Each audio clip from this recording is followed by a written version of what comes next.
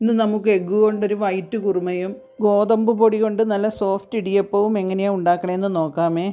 1.5 cup പൊടി ഇവിടെ എടുത്തിട്ടുണ്ട്. അതിലേക്ക് 1 ടീസ്പൂൺ നെയ്യ് കൂടി ഇട്ട് കൊടുക്കാം. പൊടിയിലേക്ക് 1/2 ടീസ്പൂൺ ഉപ്പ് ഇട്ട് കൊടുക്കാം. 1.25 കപ്പ് തിളച്ച വെള്ളം ഒഴിച്ചു കൊടുക്കുന്നുണ്ട്. നന്നായി ഒന്ന് ഇളക്കി യോജിപ്പിക്കണം. വെള്ളം കുറേശ്ശെ മാത്രം ഒഴിച്ച് ഇളക്കി കൊടുക്കാം. അരിപ്പൊടി കൊണ്ടുള്ള ഇടിയപ്പത്തേക്കാൾ തന്നെ നല്ല ടേസ്റ്റുള്ളൊരു ഇടിയപ്പമാണ് കേട്ടോ. കറികളൊന്നും ഇല്ലെങ്കിൽ പോലും വെറുതെ തേങ്ങ ഇട്ട് കഴിക്കാനും ഇതിന് നല്ല ടേസ്റ്റാണ്. ഇവിടെ ഞാൻ ഗോതമ്പ് പൊടി വറുത്തൊന്നുമല്ല എടുത്തേക്കുന്നത്. വീട്ടിൽ പൊടിപ്പിക്കുന്ന ഗോതമ്പ് പൊടി നന്നായി ഒന്ന് അരിച്ചെടുത്തെന്ന് മാത്രം. ഓരോ ഗോതമ്പ് പൊടിക്കും അനുസരിച്ച് വെള്ളത്തിൻ്റെ അളവിൽ ചെറിയ വ്യത്യാസമൊക്കെ ഉണ്ടാവുമേ. അതുകൊണ്ട് കുറേശ്ശെ ഒഴിച്ചു കൊടുത്ത് കട്ട കെട്ടാതെ കുഴച്ചെടുക്കാം.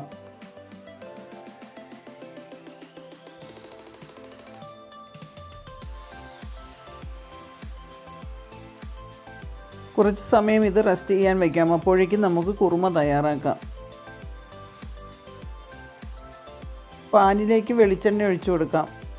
2 ടേബിൾ സ്പൂൺ മാത്രം ഒഴിച്ചു കൊടുത്താൽ മതിയേ. 2 മീഡിയം സൈസ് സവാള അരിഞ്ഞത് ചേർത്ത് കൊടുക്കുന്നുണ്ട്. ഒരു വലിയ കഷ്ണം ഇഞ്ചിയും ചേർത്ത് കൊടുക്കാം. ചെറിയ അല്ലി വെളുത്തുള്ളി ആയതുകൊണ്ട് 7 എണ്ണം ചേർത്ത് കൊടുത്തിട്ടുണ്ട്. 4 പച്ചമുളകും ഇട്ട് കൊടുത്തിട്ടുണ്ട്. നന്നായി ഒന്ന് വഴറ്റി കൊടുക്കാം. നന്നായി ഒന്ന് വാടി കളറ് മാറാൻ തുടങ്ങുന്നിടം വരെ മാത്രം വഴറ്റി കൊടുത്താൽ മതിയേ. ഇത് നമുക്ക് തണുക്കാൻ വയ്ക്കണം. അതിനുശേഷം നമുക്ക് നല്ല മഷി പോലെ അരച്ചെടുക്കണം. 10 കാഷ്യൂനട്ട് കുതിരാൻ വെച്ചിരുന്നേ. അത് ഇതിൻ്റെ കൂടെ അരയ്ക്കേണ്ടതായിരുന്നു. മറന്നു പോയത് കൊണ്ട് രണ്ടാമതിട്ട് അരയ്ക്കുകയാണേ. എല്ലാം ഇവിടെ നന്നായി പേസ്റ്റ് പോലെ അരച്ചെടുത്തിട്ടുണ്ട്. സവാള വഴറ്റിയ പാനിലേക്ക് 1 സ്പൂൺ എണ്ണ കൂടി ഒഴിച്ചു കൊടുക്കാം. അതിലേക്ക് കുരുമുളക് തരിതരിപ്പായി പൊടിച്ചതും കൂടി ഇട്ട് കൊടുക്കണേ.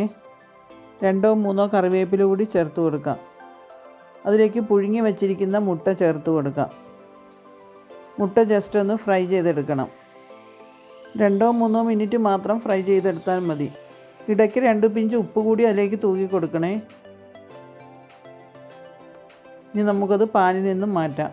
1 സ്പൂൺ എണ്ണ കൂടി അതിലേക്ക് ഒഴിച്ചു കൊടുക്കാം. ഏലക്കയും ഗ്രാമ്പൂവും 3-4 ചേർത്ത് കൊടുക്കാം. 1 കഷ്ണം പട്ടയും അതിലേക്ക് ഇട്ട് കൊടുക്കാം. ഒരു വഴനയില കൂടി ചേർത്ത് കൊടുക്കുന്നുണ്ട്. നന്നായി ഒന്ന് മൂപ്പിക്കണം.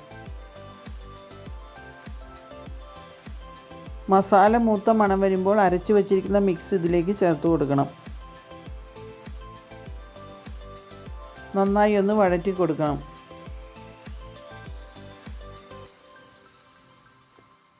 ജാറിലേക്ക് കുറച്ച് വെള്ളം ഒഴിച്ച് അതും കൂടെ അതിലേക്ക് ചേർത്ത് കൊടുക്കുന്നുണ്ട്. തേങ്ങയുടെ 2ാം പാൽ 1 കപ്പിന് ചേർത്ത് കൊടുക്കുന്നുണ്ട്.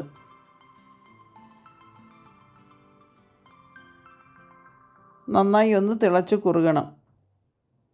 ഇടയ്ക്ക് കുറച്ച് കറിവേപ്പില കൂടി ചേർത്ത് കൊടുക്കാം. ഗ്രേവിക്ക് ആവശ്യമുള്ള ഉപ്പും ഈ സമയം ചേർത്ത് കൊടുക്കണം. ഒരു വലിയ തക്കാളി കുറച്ച് കനത്തിലരിഞ്ഞ് ചേർത്ത് കൊടുക്കുന്നുണ്ട്. തീരെ കനം കുറഞ്ഞാൽ അത് വെന്ത് കുഴഞ്ഞു പോകും. 1 ടീസ്പൂൺ കുരുമുളക് പൊടി കൂടി ചേർത്ത് കൊടുക്കണം. വേണമെങ്കിൽ 2 പച്ചമുളക് കൂടി അരിഞ്ഞ് ചേർത്ത് കൊടുക്കാം. കുറച്ച് മാത്രം ഗരം മസാല ചേർക്കാം. ഗരം മസാല അധികമായി പോകാതെ പ്രത്യേകം ശ്രദ്ധിക്കണേ. എല്ലാം നന്നായി ഒന്ന് കുറുകി വന്നിട്ടുണ്ട്. നമുക്ക് ഫ്രൈ ചെയ്ത് വെച്ചിരിക്കുന്ന മുട്ട ഇതിലേക്ക് ചേർക്കാം.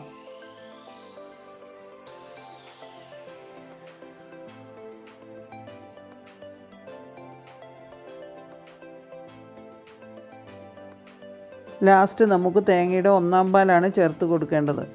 1/2 കപ്പ് 1-ാം പാൽ ഇവിടെ ചേർത്ത് കൊടുക്കുന്നുണ്ട്. ഇനി അധിക സമയം തിളയ്ക്കേണ്ട ആവശ്യമില്ല. എല്ലാം നന്നായി ഒന്ന് ചൂടായി കഴിഞ്ഞാൽ തീ ഓഫ് ചെയ്യാം.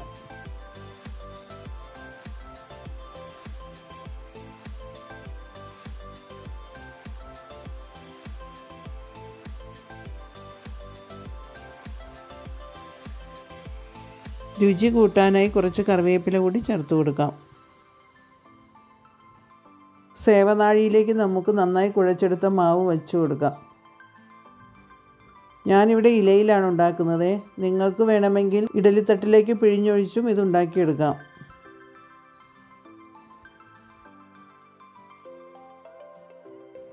കുറച്ച് അളവിലുണ്ടാക്കുന്നവർക്ക് ഇത് വളരെ എളുപ്പമാണ്.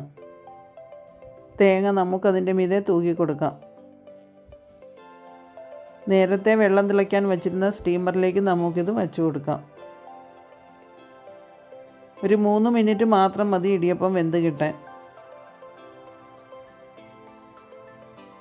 ഇവിടെ എല്ലാം നന്നായി വെന്ത് വന്നിട്ടുണ്ട്. എല്ലാവരും ഇതുപോലെ ഒന്ന് എഗ്ഗ് കുറുമയും ഇടിയപ്പവും ഉണ്ടാക്കി നോക്കൂ. വളരെ വളരെ ടേസ്റ്റുള്ളൊരു വിഭവമാണ് കേട്ടോ. ഉണ്ടാക്കി നോക്കിയിട്ട് എല്ലാവരും കമൻറ്റ് ചെയ്യൂ.